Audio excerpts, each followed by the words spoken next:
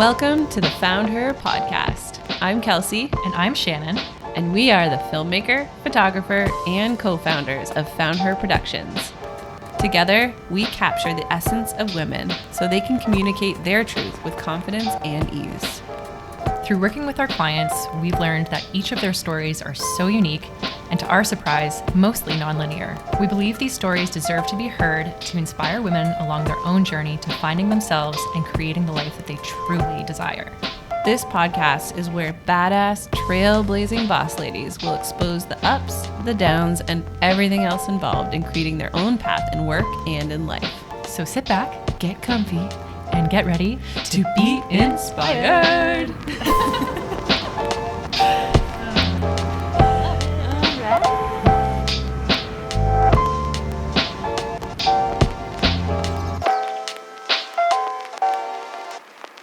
Hello, everyone. I'm Shannon. And I'm Kelsey. And we are the co-founders of Found Her Productions and the co-hosts of this podcast. We are so excited about the episode we have lined up today with Montreal-based artist Holly Friesen. We're actually in Montreal right now, sitting in Holly's dining room, which makes us the first episode that we've recorded in person since we started this podcast last year in the midst of the pandemic. Take that, COVID. Anyways, Holly is an incredible and intuitive painter and rug hooker. Her specialty is painting landscapes, ones she's experienced firsthand and felt a spiritual connection with. She uses art as a way of advocating the sacredness of nature, and through her paintings invites us all to see natural elements not only as resources for humans, but as sentient beings. Her work is a beautiful reminder that we as humans have an opportunity to build a mutually respectful relationship with these beings and not to take them for granted. We've had the privilege of spending the last couple of days with Holly, both in nature and in her studio, and feel blessed to have experienced her wild wisdom in person. Holly, thank you so much for being here on our podcast, and we can't wait to dive in. Hi, Holly. Hi, thank you. What a beautiful introduction. It's so much fun to have you here, both in my dining room and in my studio and in the forest.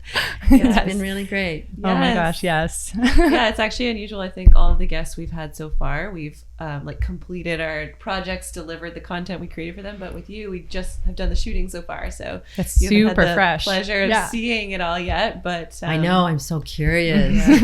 Us too. Same with us. Yeah, we haven't had a chance to look at it yet. So very curious, very excited. Mm-hmm. So what we're going to do first, before we dive into this juicy conversation, is we're going to do our brag spotlight. So we're going to invite you, Holly, to brag about something that you're feeling especially proud of in your life right now. It can be anything at all. There's nothing too big, nothing too small. And we do this with all of our guests, and we do it with the purpose of normalizing women speaking out proudly and confidently about their accomplishments. Hell yeah. When you shine your light, you allow others to shine theirs too. So Holly, the spotlight is yours. Oh, beautiful. Thank you. I get to brag. Yeah, you do. Yes. I guess the accomplishment, or the thing that I'm proudest of right now, is that I can actually make a wonderful living by being just a painter. I mean, I don't have to do anything else. I'm living fully as who I was born to be. And that is just a remarkable feeling. I'm sustaining myself by using the gifts I was born with. And from a practical level, it's great. I can feed myself. I live in a beautiful home. I have a beautiful studio. I feel wealthy beyond anything, but more because I'm just really fulfilled when you're doing what you were meant to do. You feel wealthy. You feel like a queen. You're just doing your thing, and it's working, and you're thriving, and it's a beauty. Amazing. Wow. Yeah. Yes. Wow. Yes. Was that a good brag? That was a great brag. Yeah. I love that you use the term wealthy a few times, because you're not necessarily speaking about like financial wealth. Not that you don't have that, but you're speaking about so much more that you feel wealthy for. Right. And I think that's a really good point. That's what I was trying to get across, is that it's, I'm not wealthy like Jeff Bezos, for example. But I have so much. I have everything I want and more because every day I wake up and I just feel the potential of life is just, I'm so grateful for the day. I'm grateful for the moment because my life is so full and overflowing with opportunity, with abundance, with beauty, with friendship, with having this profound connection with the natural world that just teaches me so much. And of course, my paints, that's how I learn. Yeah, that is beautiful. So beautiful and inspiring. Have you always been like this? I'm not sure. I guess we're all born kind of living our authentic selves, if as I know that's a bit of a cliche, but and then all kinds of things happen to us along the way, different experiences, and we get turned around and twisted inside out, and especially as women, I think we're told a lot how to be in the world, and breaking some of those rules is not always easy, and taking up the space you need to be who you are. So I've also found that women tend to follow their path more in a they weave their way through life. It's a winding road, whereas a lot of my male friends who were artists with me in university, it was a very linear, direct path. Like, I'm going to get in the galleries and I'm going to be successful, and it was like very clear, but no, it wasn't that way for me. So, why do you think women are like that? That's a good question. Maybe we're just not linear, number one. I really like the way that we weave different aspects into our lives, and raising a family, and building networks, relationships. I think for myself, relationships are so important, not just relationships to human beings, but non-human beings as well. Relationships to the trees and the rocks and the rivers and all of those things. It's a relating to things as opposed to, I don't know, our culture tends to take or dominate. And I just find there's more wealth in a reciprocal relationship between people and not people. Not people. Not people. Other living things. Yes. Other living, all living things. Yes. Wow. There might be something to, we were kind of talking about this yesterday, the cyclical nature of women. We've got these cycles that we go through all the time, and that might have something to do with the less linear good point. Direction as well, because there's other factors that are swaying us one way or another on our cycle. Yeah, exactly. The pendulum is swinging all the time. It's very true, I think. And we were talking about that yesterday, and how that cyclical nature, that's a good way of putting it. It's in everything, and it maybe attunes us more to the cycles of the day, the seasons, our own bodies, where we're always in flux and moving and changing, and kind of like a river, I was just going to say there's a certain flow to it. So it's interesting that you chose the word, or chose river to compare it to. Well, there's a quote that I love by a poet, and can I remember his name? Not at the moment, unfortunately, but he says, I'd love to live my life as a river, constantly surprised by my own unfolding.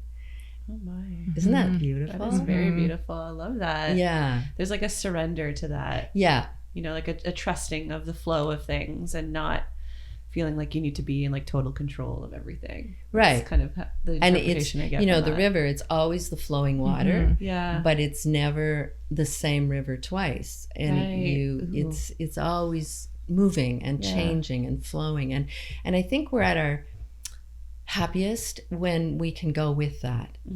We suffer, like the Buddhists say, all suffering comes from not accepting where you are right now, and wanting it to be different from how it is right now. And that doesn't mean try and change things and do things, but to hang on to something where it's a disappointment instead of seeing the disappointment as perhaps a door to something else, and move away from it, move into where it's taken you, instead of getting trapped there and just, grudging away about why that didn't work out. Oh my gosh. Yeah. That's like, there's like an interesting practice there of being like present as well, with what is currently in front of you. I think a lot of times we get caught up in what happened or what might happen in the future, neither of which exist in the present moment. So it's a strange thing to get caught up in, something that doesn't exist. Right. What exists is what's in front of us right now. That's what we're working with, right? Yeah. And that's what we're experiencing, and that's all there is this very moment. Our chatty minds like to tell us oh my God, this might happen, or oh my God, that happened. Oh my gosh. So tell us a little bit about where your like attunement with nature came into your life. Like, were you like this as a child, or like at what point did you realize that you had this like very special, unique connection to the natural world? I've thought about that a lot, because it's really I want to come back to the attention thing, so remind me about that, because it's connected. But as a child, I grew up in Saskatchewan, and behind the house there was what we called the bush, and it was really like in Saskatchewan it is the bush. It was a small forest of young poplar trees. But for me, it was a huge forest, because I was little and it was gigantic. And that place was magical. And it was like a fairy tale, because the bush was in between my home and my Oma's home. So I could run through the bush to my Oma's and, play with her in the garden and cook with her and bake with her. So that is very it was cute. very special. But those trees they were the first trees I climbed, and I just considered them friends. Like, I didn't even question that they were my friends. Like, I hung out with them. They were very alive. They were, I'd climb up there and I'd think about things, little childlike things. That sounds so dreamy. It does. Yeah, it sounds like a storybook. Poplars, I was telling you, to this day are one of my favorite trees because of that, because the way first of all, the sound they make is like no other. It's like rustling, it almost is like a river sound. Yep. And then the way they sparkle and let the light through, they twinkle. They actually twinkle when they're moving. So that the way the light twinkles down on you, so when I hear them, I just feel really comforted and safe. And I seek them out, or they seek me out too. It seems, if you're willing to hear them. That's right. And that's the attention thing. I think that's because lately I've been asking the question, what can I do to give back to the earth? The earth gives so much to us, and because it's reciprocal, what do we do to give back? And I think you can begin with gratitude, and that I have in spades. But then giving your attention, your real sitting in presence with the natural world is just, borders dissolve, boundaries dissolve. You realize it's not nature out there and me here. There is no separation. It's an extension of us. Right. And there's so many lessons out there. If you're just still with it and listen, it'll teach you all kinds of things, which is you're giving attention, but it's giving you so much back. Yeah. Wow. Was it a really organic and natural thing for you to focus on when you, like, as subject matter, when you discovered your relationship with art? Yeah, actually. I sometimes wonder, because I drew people for quite a while in university. But then I don't know why I can't even remember how that kind of just took over. I still draw the figure from time to time, and it'll appear occasionally, but very rarely do I put man-made objects in my paintings. It doesn't interest me. It's like for painting, and I'm not sure why that even is. On occasion, a red canoe appears in my paintings, and I never even know when that's going to happen, but it does. And my brother, he drowned in front of me when I was 26, and he was 24. Oh dear. And it was a red canoe. So obviously that was a really life-altering experience. Of course, yeah. And I think the red canoe may have something to do with that, because when he died, I mean, 26, you don't usually confront death that early. And so, of course, it turned my world inside out. Up until then, I kind of believed in a God, like a grandpa in the sky. That kind of God, yeah. But I just had like this existential crisis at 26 that was unbelievable. Wow. But the way I processed it was painting Michael's portrait. And it took me a long time to paint that portrait, but it was like stroking his cheek. It was like saying goodbye. And that's when I discovered that you can transmute really powerful emotion into art. Wow. And it's this alchemical thing that happens, and it's really incredible. And now I even to this day, I consider that as a gift from Michael, that he taught me that through that process. So hence the red canoe, and pops up every now and then still. That's a really beautiful story, and a beautiful perspective to have on that type of event happening in your life that early on. Sorry to hear about that loss. I don't think we knew that about you. Well, I didn't mean to spring it on you, but for me, it was so long ago now. Like, it's over 30 years ago, so it's integrated in, and it, of course, those kind of experiences are profound and affect you forever. But oh my gosh, it's an example of how something really tragic can. There's jewels in that. You know, my favorite myth is the myth of Persephone, where she gets kidnapped by Hades and taken to the underworld, and she's like this beautiful maiden and living in the lovely land on top, and he kidnaps her down into the depths of Hades. But so the story goes, she's allowed to come back up, and but she comes back every spring and brings back spring. But she finds those jewels going down into the dark. Like, every time we go into a really deep, dark place, there's jewels waiting down there. That's right. Yeah. It's hard work. It is hard work. You're right. But you can get stuck there too. Oh yeah. There's that danger. Yeah. But if you can get back up, you come back more radiant.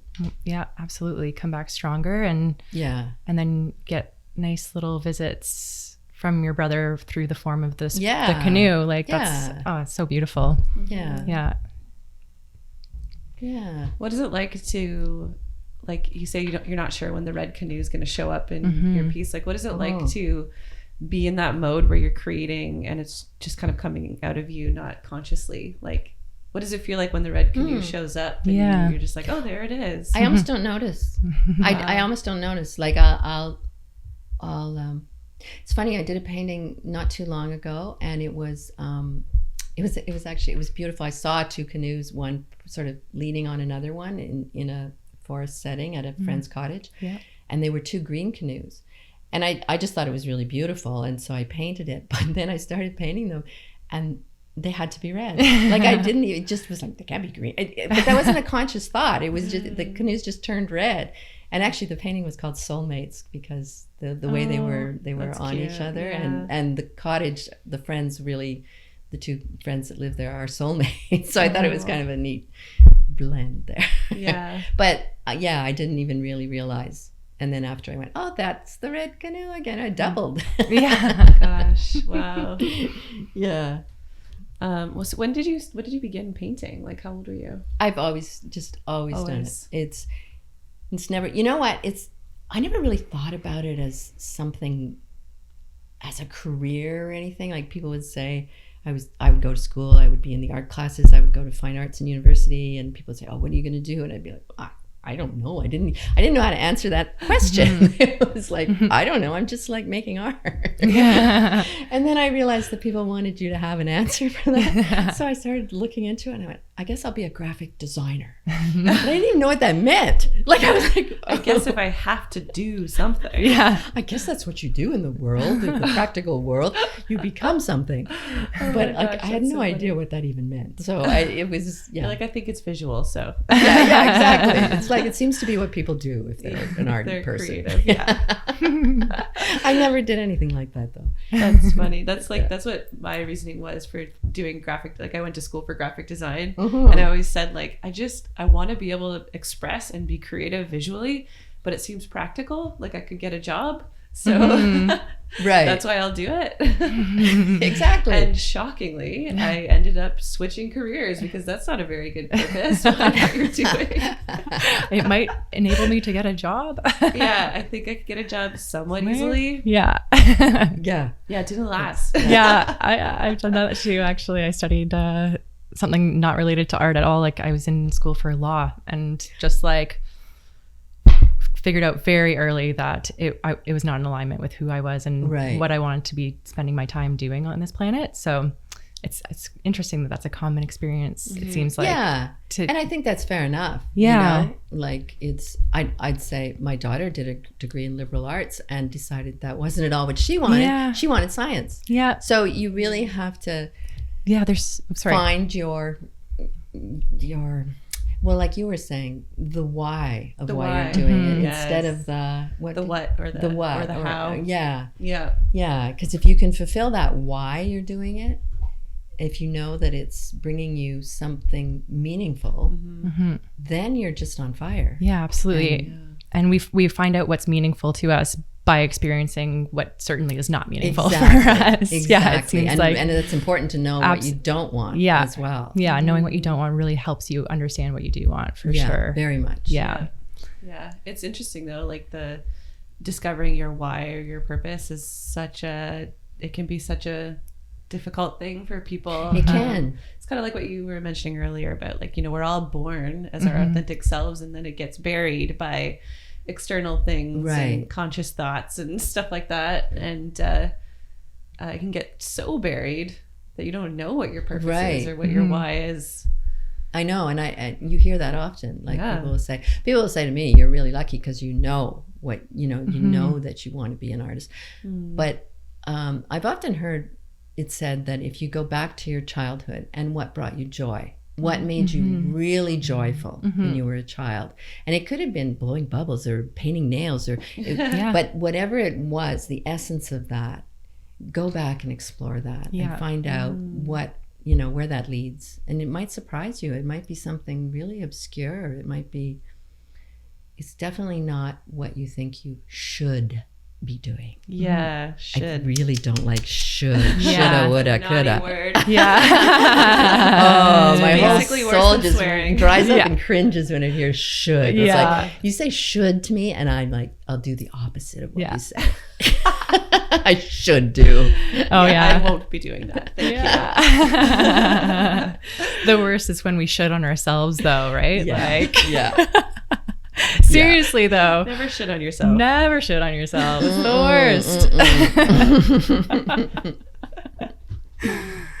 worst. Was there ever a point in your like career as an artist where you should on yourself and felt like, I should be doing something else, Or this is what it looks like when an artist does this thing, and this is what it's supposed to look like. Yeah. Right. Not really. I would say commissions are a bit of an issue for me. Just because they're really tricky. I usually don't do them. I'll say usually because there are times I do. But it's every time I've done it, almost every time, it's like someone sitting on your shoulder watching you paint. And, you know, most people have an expectation of what the commission's going to look like in their head. Right. Even if they say you have free whatever, they say, but I like this and this and this. So there already, you've got those parameters sitting there on your shoulder. Yeah. And it really, and I don't think I'm alone in this because I hear other artists talk about it a lot.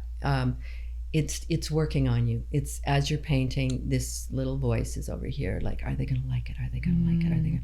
And it alters how I paint. Because painting is so, the painting takes over, and I love just following where it's going because it takes you on a ride and it takes you just crazy places. But when that little I don't know what it is sitting on my shoulder when I have a commission, a little demon, a little commission demon like, that's on my shoulder. I can't quite go for the ride like I do if there's nothing there. Oh, that's so interesting. It's like a need for validation or something that you wouldn't necessarily have when you're just free to work as you want to work. Yeah, it's a little bit and and then it's nerve-wracking to deliver the painting, because like what if you show it to them, they go blah. As really if that would happen. Yeah. I couldn't imagine impossible, right? anyone saying that to any of your pieces. They're all so stunning. But that's kind of what happens for some weird reason. You Right. feel like you really want to live up to their expectation, but their expectation's impossible because you don't know what's in their head. Yeah. They see something already, even if they don't say that. And of course, any commission I've done it's been great. It's more me. It's on me that. Yeah. It changes the experience for you a little bit when creating. Yeah. Yeah, and it's like it's almost like going against your purpose, because your purpose isn't to create art for other people. Right. Your purpose is like, well, I'm my interpretation of your purpose. I'm telling you what your purpose is here, just for the record. Is that you use it as almost like a platform to communicate what you're connecting to the earth and hearing from the earth. Right. Yeah, I'm more interested in hearing the stories and songs. I'm starting to be able to articulate this a little more, that are coming from the forests and the rivers and the rocks, because they really are. I had this really cool experience. Now I don't know, maybe a decade ago, but I painted in watercolors for 20 years from observation, like looking at sit out in the forest, and it was a beautiful experience. It's where I learned to master my tools and colors and all of the technical aspects. And there was this dialogue between whatever I was painting, and at the best moments, like that thing would happen where all the boundaries would disappear and there was no separation between the painting, what was being painted, and who was painting. Sometimes I was like, I was the painting, and sometimes I was the forest, and sometimes I was the painter. But the minute I'd become aware of that, it all disappeared. Like it was this really ephemeral state that you'd slip into. It was really cool. Yeah. But then one day I was painting, and suddenly the whole thing reversed, like just big time. And it was like I don't know, it was this weird experience. It was like, here I am thinking, I'm the one in charge. I'm the one painting. And no. It was like the whole forest was saying, no, we're doing the observing here, girl. Like the whole perception shifted. Like they were watching me, they were giving me what to paint. It's still difficult to articulate it, but it was such a shift in perception that the human species is not the dominant species. Like, what an arrogant assumption. So arrogant. Unbelievable. Yeah. Yes. Oh, but so cool that you came to that understanding and realization in that moment while you were in alignment with what you meant your purpose is and what you're supposed to be doing here. Yeah, it was like an opening or a real gift from the forests or wherever I was at the time. And since then, that's the purpose, I feel, is to listen and to let that come through me and get out of the way. I guess when I have a commission, my ego's involved much more than when I don't, because I've sort of learned to move the ego aside. It still, pops up like, well, that isn't very beautiful. Like, why are you doing that? Yeah. Like, no gallery will want that. Like, no. Okay, go back to bed. Away. Yeah. Just let me just make colors here. Would you say that the commission demon is the same thing as the ego coming into think it? so. Yeah. Okay. It's because it's very worried about external People's opinions. Yeah. Yes. Yeah. Okay. Very interesting. Yeah. I'm going to spend some time thinking about that. Yeah. Yeah, for sure. And kind of like how the commission demon pops up in my world too. Right. Like, yeah. Yeah. For sure. Well, for sure. We all have that. It's really, and I think as you build confidence in what you're doing, though, you can, put that little demon in a box. Yeah. More easily. because you recognize that that's what it is. Yeah. And you can just say, okay, you go away. I'm busy here. Yeah, like having an awareness of what it is, maybe why it's there, Right. and making decisions about whether or not you're going to let it get to you, or Right. or ruin the process, or ruin the work, or get in the way of accepting opportunities type thing. So Yeah. just work with it, work Well, through it's it. that inner voice, that self critic, Yeah. or the judge. I like the judge that's in there. That's, well, you're really not that good. Sometimes who are the you harshest kidding? critic. Oh yeah. Yeah. Oh yeah. That voice Yeah. is really quite something. It's Yeah. What would you say you do to conquer that? I think I don't know how to describe it, but like going in the studio right away, the smells and it's a space, it's a ritual space, it's a sacred space. And so when I go in there right away, my body knows I'm there, and it shifts gears. It's as soon as I pick up the brushes, and I was telling you this yesterday in the studio, often I'm flooded with dreams, images from the night before. Right. Even if I haven't remembered my dreams when I woke up or anything, they suddenly just come. So to me, that's a sign that I've triggered something in the unconscious. It's like, this is a safe place for this to flow. You've shifted into that state. Yeah. And I play music a lot, because that takes me, and sort of like all kinds of music, but jazz in particular, and trance like music or drumming, because that kind of takes you off into this zone, and it's just the colors and the shapes and the sounds, and it's like a dance. It's really, really cool. Yeah, you almost want just like instrumental music. Yeah, because not kind of like have any extra right. thoughts or words kind of floating into your head. Yeah. Yeah. Wow. Yeah. Do you ever have a moment like where you like realize or acknowledge like, and I get paid to do this? How cool is that? Like I get paid to get into this. I feel guilty for that. Yeah. I do. I just can't believe that people give me money for this. That's the thing that's really fascinating to me. Because it's like, I love it so much. And part of me has a problem with it in that I don't feel art.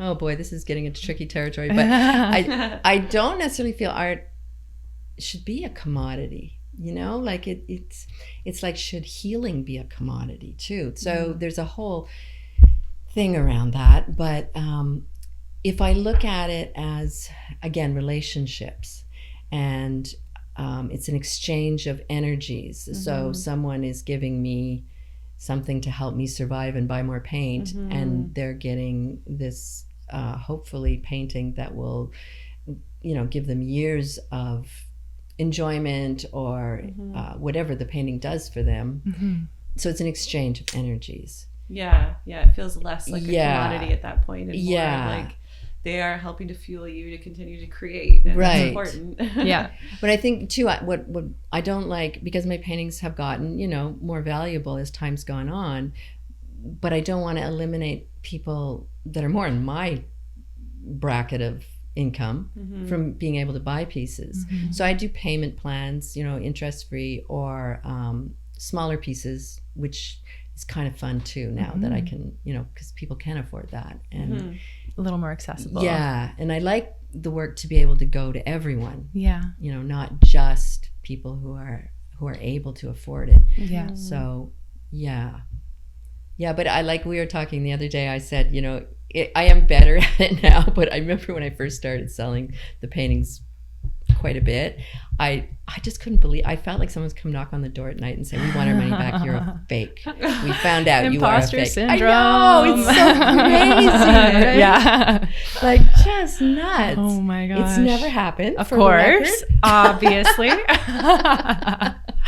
Just a story. Just a story you were telling yourself. Funny. Yeah. Yeah. It's Yeah. really. Yeah, I definitely can relate to that feeling too. With like, it almost stopped me from becoming a photographer. I was like, I just can't believe that I would ever get paid for doing something that I love this much. Like I feel like to earn money, I need to like grind or really earn it by like struggling or suffering. Suffer to earn money. Yeah. Like, what is that? Yeah, Like, it's bullshit in my opinion. Sweat. Yeah. and it's not like I don't work my ass off. That's right. Yeah. We saw you in the studio yesterday. No question. Yeah. You know, part of that bragging about I'm able to sustain myself as an artist, that means that I'm not only making art, but, you know, promoting it, distributing it, shipping it, dealing with clients and galleries, and taking it across the border, learning how to cross a border with paintings, social media. I mean, it goes on and on and on. My days are nonstop. Yeah. But I love it all so much. It's all in the name of what you love. Yeah, exactly. Yeah. That's awesome. So it's one package. Yeah, even like again, we were chatting about this yesterday. The moments where you have to sometimes just sit and like sit back, and be still, and look at your work or not. That is important work too. Yeah. It doesn't look like you're working. It optically looks like you're being lazy, kind of. But very much. Put your feet up. That's right. It's important, but it's necessary. It's super important to have the space to daydream, to read poetry, to listen to music. All of that is going into painting. That's the work, you know. And it's swimming in a lake, sitting under a tree. Those for me are incredibly important. You know, if you see my social media feed, it looks like I have this amazing life, which I do. But it's, you know, in the name of gathering images, I call it, because that's really what's happening. And I think it's really important, especially in today's world, as the images get slicker and slicker and more digitalized. I can never say that. I really love the evidence of the human hand in the painting. There's so little we see made by hand these days. Like, you know, we used to make our own clothes, grow our own food, build our own homes. We don't do anything by hand anymore. Like, think of it. How many things do you see done by hand? Maybe the shoemaker, or I don't, you know. Yeah. So evidence of the human hand in paint is just so important to me. And part of that process is using your senses, all of your senses, your hearing, your taste, your smell, your touch. It's very sensuous. It's experiential. Yeah. Can you give us an example of how you would use your taste in building a painting? Lick the paint. Never tastes good, but I keep trying it. I guess the thing that comes to mind is eating a cherry fully like appreciating the cherry. Oh, that's like so beautiful. it's erotic. I mean, just everything. That's the feel of it in your mouth, the flavors that come out, the feel of the pit, the stem, oh my God, and I then want you to think paint about a like cherry what now. goes in. Think about what goes into the creation of that cherry to grow into something that you can eat and enjoy. It's like very. And again, back to the earth and the gratitude for that comes from the earth. It all comes from the earth. I know. Yeah. Cool. Yeah. Yeah. Thanks for breaking that one down for me. You'll never see a cherry the same way again. Never again. And I'm glad that the mental image of you licking the paint has been replaced. I thought there was no other way to channel taste. I was having a tough time with that one. I'll be honest about it. No, not advised. So, at what stage of your life did you discover painting?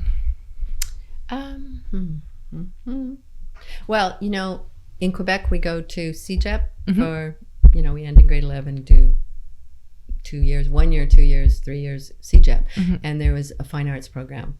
So I went into that and it was amazing. It was incredible because you get free access to everything from sculpting to welding to woodworking to printmaking in every medium, photography. We had dark rooms, painting studios, and you could go and work there until 1 a.m. if you wanted. Yeah, just amazing. I loved it, and we happened to be a really tight group, most of who remained artists, incredibly enough. Wow. And the Yeah. teachers were like professional working artists that were all really amazing as well. So it was a powerful time in my life. And that was Yeah. like, I was 17 to 19, I guess. Okay. Wow. Yeah, was really formative. Yeah. That's a formative time of your life in general. Yeah, So it's interesting yeah. to be like so Immersed in immersed. it. Really yeah. immersed in it, which was really great. And then I went to university, York University actually, and it was the opposite experience. Mm. It was weird. You went there for fine art? Yeah, I did. Mm. And you know, I know there's a very good program there. It was just a bad time of my life to be there. I felt I was locked up in this cement. I don't know. It felt like a lot of cement everywhere. Not your jam. No, not at my all. jam. I could see why you wouldn't feel at home there. So trapped in that. Yeah. Yes. But however, I did, interestingly, there's a painting just around the corner there, and it's a reproduction of an Emily Carr. It's leaning against the wall. You can look at it later. Cool. But you were asked to do a reproduction of a master's painting. And, you know, without even knowing who Emily Carr was, that's what I did. And what is it? It's the forest. It's funny how these things work. Yes. And I've carried it with me all my life. It's like one of the first paintings I've ever did. Wow. And Awesome. yeah, it just, I mean, I learned to paint and just by painting really, but I wasn't inspired at all. And I just felt like it was the time of life. I wanted to be out. I wanted to be exploring. I wanted to know what's going on in the world.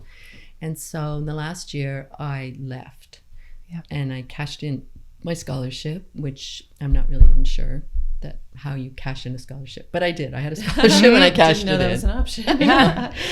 And then I went out west and I got a job in a logging camp as a cook for 60 loggers. Oh my gosh. Wow. Yeah, kind Okay. of crazy. Like, really? That was intense, I'll tell you. Yeah. I had to get up at 4 a.m. and peel potatoes for hours on end. Oh my gosh. And then, but I made a lot of money really fast. And, you know, there were other events in there, but basically I went and bought a motorcycle. And I didn't even know how to drive a stick shift car. Yeah. Let Let alone a motorcycle. Yeah, I had to have it towed home because I didn't even know how to drive it home. So I decided that I would ride it down the coast, the West Coast. Yeah. And I took my paints. And that's kind of how I started with watercolors because it was super portable. And I learned to ride a motorcycle and I learned a lot. I learned a lot about everything. Oh my gosh. I am obsessed with this story. Me too.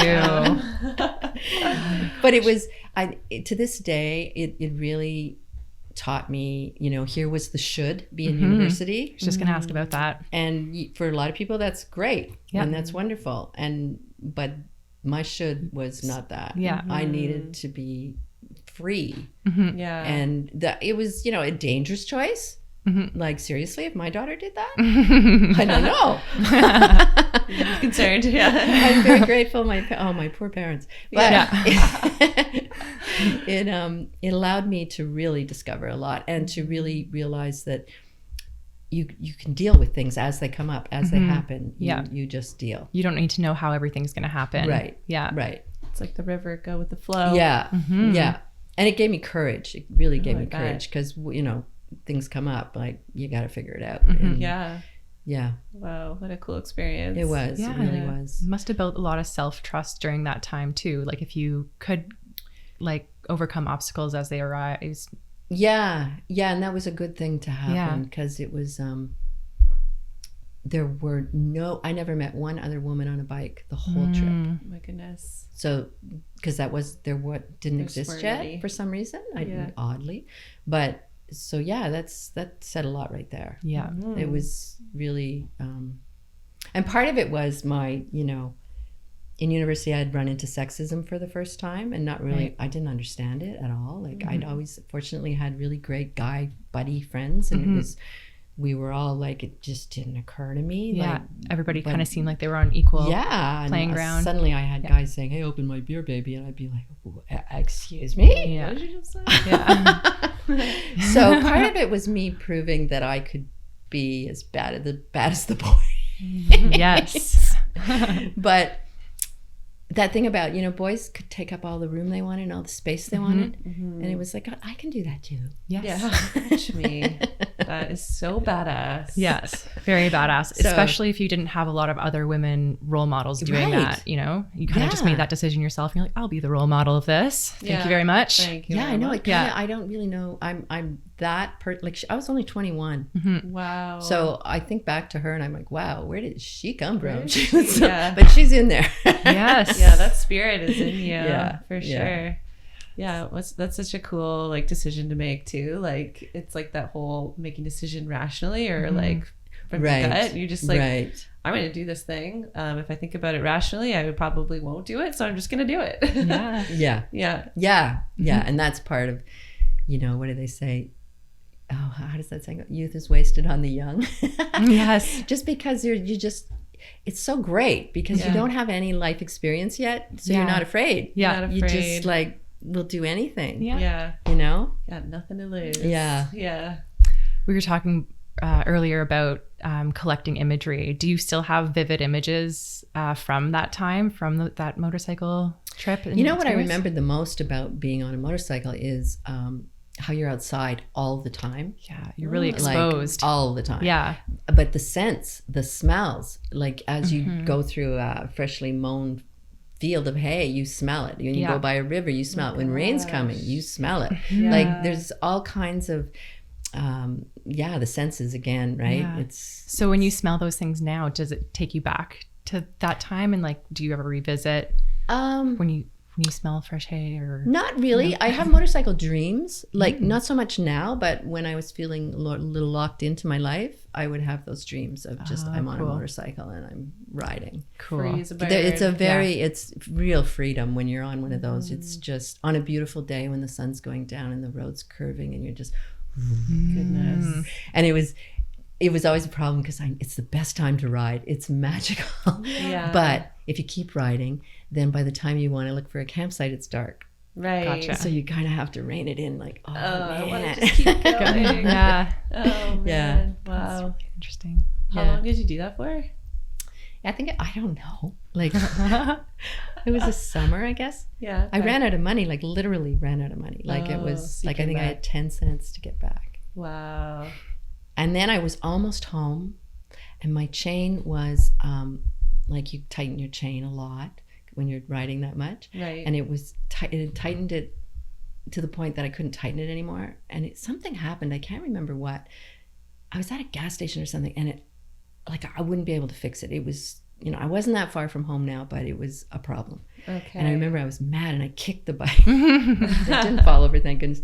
And this really like kind of wizened little old man, like he was a very special character. He came over with his hands in his pocket, shuffled over, goes, you got a problem with the bike? And I said, yeah, it's like blah, blah, blah, blah, blah, blah. And he said, well, I used to be a bike mechanic. And he got down and I don't know what he did, but he fixed my bike. Oh my God. And it was like, I had things like that happen all the time. That's so cool. Oh my gosh. Really Yeah. I've noticed neat. that in a lot of the stories we've had the privilege of hearing over the last few days. It's like, there's just something about you and your stories where everything falls into place the way that it's supposed to. And you're able to articulate that in your storytelling, which I love so much about what you've shared with us. Yeah. Well, it's kind of magical. Like Yeah. it amazes me every time something like that happens. Like you think, oh my God, this is the end of everything. Yeah. And then it's not. It's Yeah. like, that's why I've learned to kind of trust that too. Yeah. Or where disappointment is, like right now, I'm in such a good place in my life. And it occurred to me the other day, I went, what if you couldn't do any of that?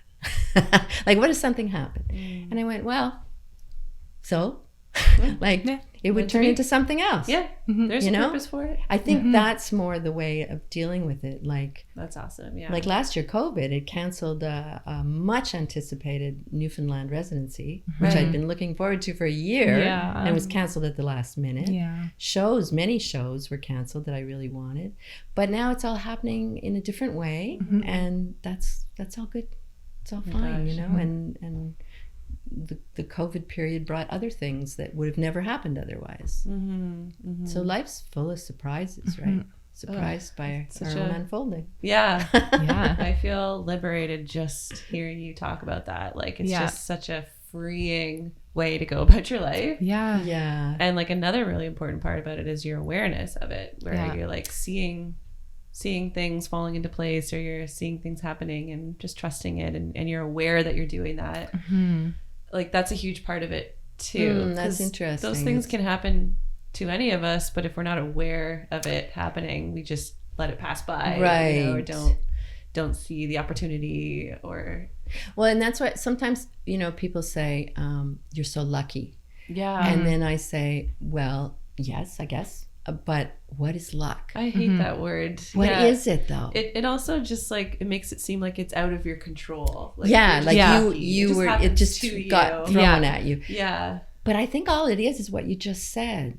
I think luck or good luck is just noticing and then acting on what you're noticing in a way that is beneficial to you at that time and those around you. And that's luck, and maybe bad luck is the opposite, like not noticing and falling into, oh, it didn't happen how I wanted it to happen.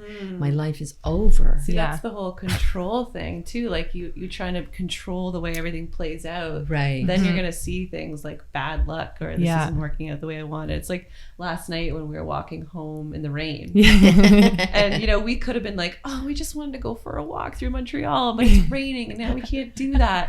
But instead Shannon's like, I feel like whenever it starts raining, it's just gonna make us stop and be exactly where we need to be. Oh, that's Yeah. fun. Like we'll be standing right in front of the Place where restaurant or bar that we need to go into when Yeah. it starts to rain. Like Yeah. the one that the universe wants us to experience. yeah, or I was like, well, what if we get stuck in front of like a convenience store? And you're like, well, we'll walk into the convenience store, see some famous artist, and then she'll want to Yes. hire us. And like, Exactly. Right? Yeah, Exactly. you could do the same with a negative, like your mind can go to the negative place and be like, well, this could happen, this negative thing could happen. We're going to get soaked, or we're going to have to spend money on a cab, or we're going to have to whatever, like you can think of lots of negative things, but then we're just like, no, we're going to imagine scenarios that we would want to experience, Right. and just trust that that's what's going to happen. And Yeah. that's lucky. And guess what? It did. oh, we're so lucky. You're so lucky. Yeah. We're aware, we're intuitive, we're trusting. Yeah.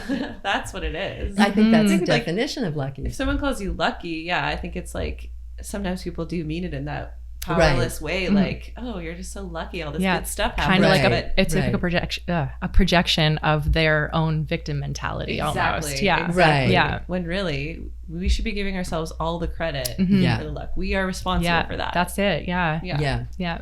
I definitely feel that way. Yeah. And I mean, personally, I can't imagine, like, life is just such a gift. It's just such a gift. I can't believe we're not all running up and down the street screaming, Honestly, oh my God, yeah. we're alive. The odds of us existing, each individual existing, is so small. Like, I know. yeah. And It's- the fact that we're all here exactly is something we're It's celebrating. miraculous. It's just miraculous. And I think, where we're at right now in the world, I've asked the earth, like, what can I do to help? Because the earth needs help, or we need help. Like, what did I hear the other day? When we start healing the earth will start healing us, which is really beautiful. That is really beautiful. Like, we need to rebuild that connection, and which we've forgotten. I just feel people have forgotten it. I think it's inside everyone, and hopefully my paintings sometimes trigger something in people to remember. And one of the greatest compliments I can receive is when people tell me, I was walking in the woods the other day and I saw your paintings everywhere, and I think, no, you didn't see my paintings, you saw the woods. yeah. And that's huge for me, because that means their eyes have opened to what is right there, and we all can see and feel all the time, but we forget. And once you open your heart to that, it's just this love. It's love for life itself, and that just gives back and forth, and it makes you a lucky person. Oh my gosh, that's such a like beautiful circling back to like the whole purpose and why. Like I feel like you just described like why you do what you do. Like it's so beautiful. Right. Yes. Yeah. Wow. Yeah, it's fun to do this because I hear why I do what I do. Yeah, there you go. It's all coming out. Oh my Yeah. gosh! Wow. So, what do we have to look forward to? What's coming up for you? Or are you just going with the flow so much? I don't know if you have a plan. Actually, I have plans, but you know they could change in a Sure. minute. In a dime. My metaphors are just like not that great. We can cut that part. Yes, what I have coming up. I have a show in Lake Placid because I can finally cross the border again. And I have a couple of really great galleries on, one in Vermont and one in Lake Placid, New York. And there's a show at Lake Placid Center for the Arts where I'm doing a duo show with a photographer who I've hiked and paddled all over the Adirondacks with. And so it's his photos and my paintings, which I'm really excited about. Cool. And the show's called Twice Blessed because it's based on reflections. And it's a poem by David White, and it's absolutely beautiful about reflections and the gift of the doorbell. Who could that be? Shall I go answer the You door? know, I'm curious. Who's here? Okay. Maybe it's another check. Someone lucky. Yeah. Whoever it is, they're meant to be here in the middle of this podcast. Exactly. Yeah. We're not being interrupted. No, we're not. It's Yeah. a gift. We're taking a very intentional pause to Yeah. receive whoever's at the door. That's so awesome. I'm in the middle of a live interview. Thank you. It's the fire department, and they're checking fire alarms, and they're not allowed to press the button. So she wanted me to come press the fire alarm. Oh my gosh. I'm not. You're like, right now? That's in the middle of a live interview. hilarious. Of all the things. Yeah. That could be at the door. It's like, well, we have a recording going. How about we test that fire alarm? Just a minute. Sorry, listeners, we had to do this. And we're not going to cut it out Yeah. either. Oh, that's hilarious. Oh my gosh. It's just, very funny. Oh my gosh. Yeah, okay, So, back to the interview. Yes, you're telling us about so- Twice Blessed. Yeah. Twice Blessed, yes. Yeah. It's a beautiful poem by David White. Look it up. You'll see. It's gorgeous. And it's just basically about the reflecting back. You know, you're twice Yeah, blessed. You yeah. have the actual scene, and then but it's said like a poet says it, so it's Yeah. really Right. beautiful. Yeah, I feel like there's a layer there too where anyone going to this show is twice blessed because there's two artists like blessing them Yeah, with exactly. their The expressions. duo, right? Yeah, that came into play Yeah, too. I love Yeah. that. That's great. Yeah, That's amazing. I wish I I'm could be in Lake excited Placid about for that. I know. Yeah, yeah, it's gonna be cool. And right after that, I'm coming home and I'm going with Kara McIntosh, who I have not met, but goodness. you guys know. Yes. She's the best. We're heading to Pooch Cove. It's a residency in Newfoundland for a month. We're going to drive down together, adventure on the way, and Amazing. Cannot wait to follow along with that. yeah, I'm Same. pretty excited about I'm that so excited one. for you two to meet each other. I You're feel gonna like love each you're- other, Yeah. Yeah, I'm Yeah. pretty sure. I feel like we're friends already. Yeah. That's so Yeah. awesome. Wow. Yeah. Cool. And what about like long-term Holly? Mhm. Oh man, usually I can't think beyond today, but You're just living in the moment. long-term Holly. That's actually I don't know. I'm in a place in my life where I feel so fulfilled on every level that I'm almost like forcing. Well, you must have some dreams, like. Yeah. You're shitting on yourself. Yeah. I know. And then Yeah. I'm like, should myself a dream? That's kind of weird. So it works like I'm, that. I'm just sort of relaxing into it and Amazing. letting what is going to come. Mhm. Because I really am in a beautiful groove and place, and I'm painting and meeting wonderful people, and that's something. My paintings take me to the people and places I need to be. They really do. Yeah. Yeah. They've taken me to you. Yeah. I can't wait to see what happens when we start sharing the content that we shot here. And I feel like that doing that is, I feel like will contribute to making the big picture clearer too. Right. Yeah. Right. Yeah, I'm excited about that. yeah, It's gonna be so cool to see my vision through the eyes of your vision. Yes. Yeah. That'll be really interesting. Really interesting for Yeah. sure. Yeah. Well, thank you so much. Thank you, Holly. It has been this conversation has been a pleasure, but Yeah. we've been with you for the last few days, having conversations just like this, Yes. and there's been no end to it. Like it's been amazing to get to know you on that level. And Absolutely. you're so inspiring. So Thank you so much. Thank you, Holly. Thank you, both of you. You're both very inspiring too. It's great to see the work you're doing. I love that. Like, yeah, really fun. All the women you have interviewed or filmed, or it's beautiful to watch. It's empowering to everyone around. Good. Oh, Yeah. So So touched keep that you on feel that rocking. way. Yeah. Yeah, you're so lucky. Keep on rocking it. Yes. Yes. All right. Well, thank you everyone for listening, and we'll catch you on the next one. Woohoo. Bye.